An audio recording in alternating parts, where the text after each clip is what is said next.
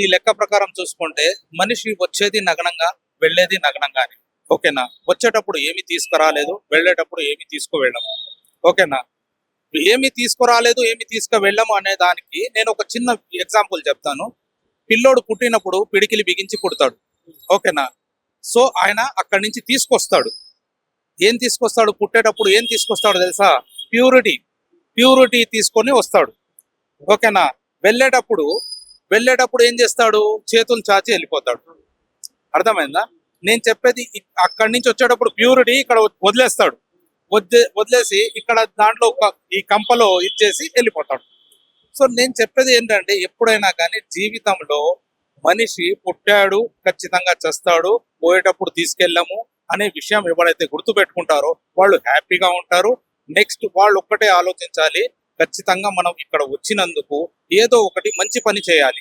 ఓకేనా? అయితే మంచి చేయండి, లేకపోతే చెడు గురించి ఆలోచించకండి దయచేసి. ఒకరికి చెడు చేద్దాం అనుకుంటే ఫస్ట్ మనకు జరుగు. కాబట్టి దయచేసి మంచి చేయాలని ఆలోచించండి, మంచి ఉద్దేశంతో ఉండండి. కులాలు, మతాలు, ఈ భేదాలు ఇవన్నీ వద్దండి. 4 రోజులు జీవితము బతుకుదాము, ఎట్లాగో వచ్చాము, 4 రోజులు బతికి వెళ్ళిపోదాము. ఉన్నది 4 రోజుల్లో 3 రోజులు కష్టాలే, ఉన్న 1 రోజు సుఖము. ఆ సుఖం కూడా ఎలాంటిదంటే అలా వచ్చి ఇలా వెళ్ళిపోతుంది. ఓకేనా? అలా వస్తుంది, ఇలా వెళ్ళిపోతుంది సుఖము. కష్టం మాత్రం జీవితాంతం మన తోడు ఉంటుంది. మన తోడు ఉండేదే కష్టం. సో మన కష్టం మన నీడ లాంటిది, సుఖం అనేది చుట్టం లాంటిది, వస్తుంది వెళ్ళిపోతుంది. ఓకేనా? ఈ విషయాన్ని గ్రహించాలి జనాలు. అందరూ బాగుండాలి. నా ఉద్దేశం ఏంటంటే పీస్ఫుల్ గా ఉండాలి. మన ఇండియా అంటే అందరికీ ఎలా ఉండాలంటే, అరే ఇండియా ఇంత బాగుంది, ఒక ఆదర్శంగా మారాలి. ఏమంటున్నా, వాస్తవానికి ఉన్నవాడు ఎప్పుడు ఉన్నవాడుగానే, ఉన్నవాడు ఇంకాస్త ఉన్నవాడు అవుతున్నాడు, పేదవాడు ఇంకా పేదవాడుగానే మిగులుతున్నాడు. అంటే ఒక రోజు పనికెళ్ళి కష్టపడ్డ కూలికి కుటుంబం గడవాలంటే కష్టమవుతుంది. కానీ ఎక్కడో ఏసీ కార్పొరేట్ ఆఫీస్ లో ఉన్న వాళ్ళకి జస్ట్ యాప్లు పెట్టేసి, సపోజ్ మీరు ఆటో డ్రైవర్ ఒక ఊబర్ ని నడిపిస్తే ఒక వ్యవస్థ నుండి, ఒక సంస్థ నుంచి కమిషన్లు వస్తున్నాయి. ఎండలో కష్టపడి తిరిగి మీలాంటి ఆటో డ్రైవర్లకు ఏమి లేదు. ఏంది ఎప్పుడు మారాలి సమాజం అని? అలా మారాలి అంటే ఇప్పుడు నేను చెప్పే ఒక విషయం మంచిగా గ్రహించండి. ఇక్కడ ఎవరైతే ఉన్న వాళ్ళు అని మీరు అంటున్నారో వాళ్ళు కొందరి దృష్టిలో మాత్రం గొప్పవారు, నా దృష్టిలో మాత్రం వాళ్ళు మూర్ఖులు. డబ్బు సంపాదించి పెట్టుకునేవాడు మూర్ఖుడు. ఇక్కడి నుంచి డబ్బు తీసుకొని పైకి వెళ్ళిపోతాను, నేను ఎక్కడ ఏమో చేస్తాను, దేవుడు ఏమైనా ఆప్షన్స్ పెట్టాడా? 1 కోటి రూపాయలు తీసుకురారా, నీకు రంబతో డాన్స్ చేయిస్తానంటాడా? నేను చెప్తున్నాను, మీరు తప్పుగా అనుకోకూడదు. ఎవరైనా కానీ 1 కోటి రూపాయలు తీసుకురా, నేను ఆప్షన్ ఇస్తా, ఈ ఆప్షన్ ఇస్తా అని చెప్పారా? ఏమన్నా 2 కోట్లు తీసుకురా, ఇది ఇస్తాను, నీకు స్వర్గం ఇస్తాను, 10 కోట్లు తీసుకురా అని చెప్పాడా దేవుడు? డబ్బు అనేది ఎక్కడ వరకు ఇక్కడ వరకే. ఇక్కడ డబ్బు, అది కూడా ఇండియా డబ్బు ఇండియాలోనే నడుస్తుంది. ఇక్కడ నుంచి USA UK పోయావంటే అక్కడ డాలర్లు కావాలి, మన డబ్బుకు వాల్యూ ఉండదు. అవునా కాదా?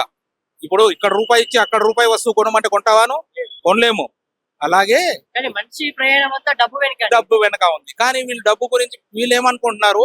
కొందరు బాధపడ్డవాళ్ళు, అంటే ఇబ్బంది పడ్డవాళ్ళు, వాళ్ళు ఏమనుకుంటారంటే, నా జీవితంలో నేనేమి సక్సెస్ అవ్వలేదు. సక్సెస్ అంటే ఏంటి? వీళ్ళు ఏమనుకుంటున్నారు? సక్సెస్ అంటే డబ్బు. నా దగ్గర బంగ్లా ఉండాలి, కార్ ఉండాలి, మంచిగా ఒక హ్యాపీగా లైఫ్ సాగాలి అంటే డబ్బు ఉండాలి అనుకుంటాడు. కానీ నేను ఒక చిన్న మీకు లాజిక్ చెప్తాను వినండి. ఇప్పుడు బీదవాడు చిన్న ఇంట్లో ఉంటాడు. అవునా? చిన్న ఇంట్లో ఉంటాడు, వాడి ఇల్లు వాడే నీట్ చేసుకుంటాడు, వాళ్ళ మిసెస్ నీట్ చేస్తుంది, సో అండ్ సో ఇల్లు నీట్ గా పెట్టుకుంటాడు. ఉన్నవాడు పెద్ద బిల్డింగ్ లో ఉంటాడు, పెద్ద బిల్డింగ్. ఓకేనా?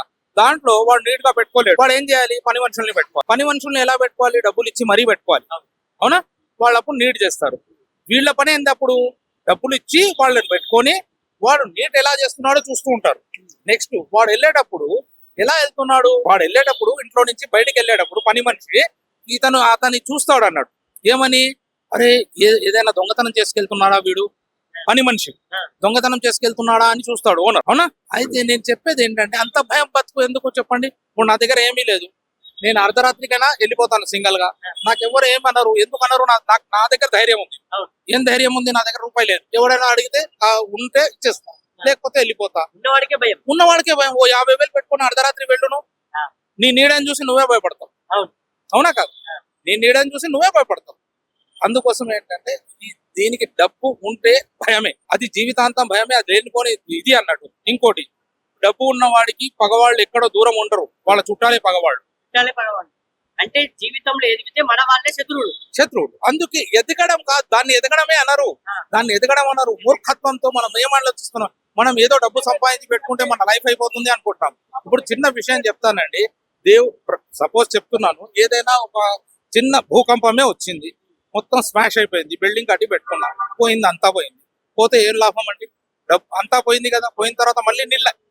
ఒకవేళ నువ్వు బతికితే మళ్ళీ నిల్లు, మళ్ళీ స్టార్ట్ నుంచి మూవ్ అవ్వాలి నువ్వు. దాంతో పాటు నువ్వు పోతే అయిపోయింది. అవునా కదా? నీ లైఫ్ ఉంటే మాత్రం నువ్వు ఏం చేస్తావు? మళ్ళీ ఎక్కడో కష్టపడి పని చేసుకొని మళ్ళీ ఏదో బిల్డింగ్ కట్టాలి అంటే కట్టగలవా? నువ్వు ల్యాండ్ కొనాలి, బిల్డింగ్ కట్టాలి, దాచిపెట్టాలి, ఇదంతా జరుగుతుందా? జరగదు కదా.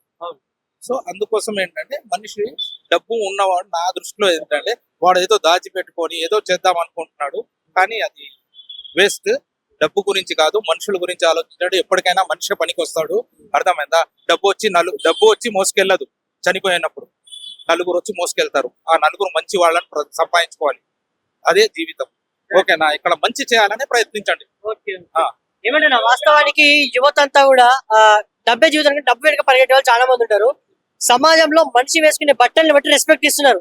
దీన్ని అగ్రి చేస్తారా? ఇదిగోండి, డబ్బును బట్టి మనిషి బట్టల్ని బట్టి రెస్పెక్ట్ ఇస్తున్నారు అంటున్నారు.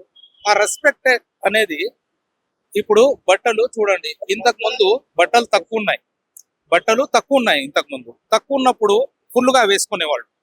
ఇప్పుడు ఎక్కువ ఉన్నాయి బట్టలు, ఇప్పుడు షార్ట్ స్లీవ్లెస్ వేసుకున్నారు. అప్పుడు ఎక్కువ ఉన్నప్పుడు ఎక్కువ వేసుకున్నారు. అవునా? పాత సినిమాలు చూడండి, ఇక్కడ వరకు బ్లౌజులు ఉండేవి.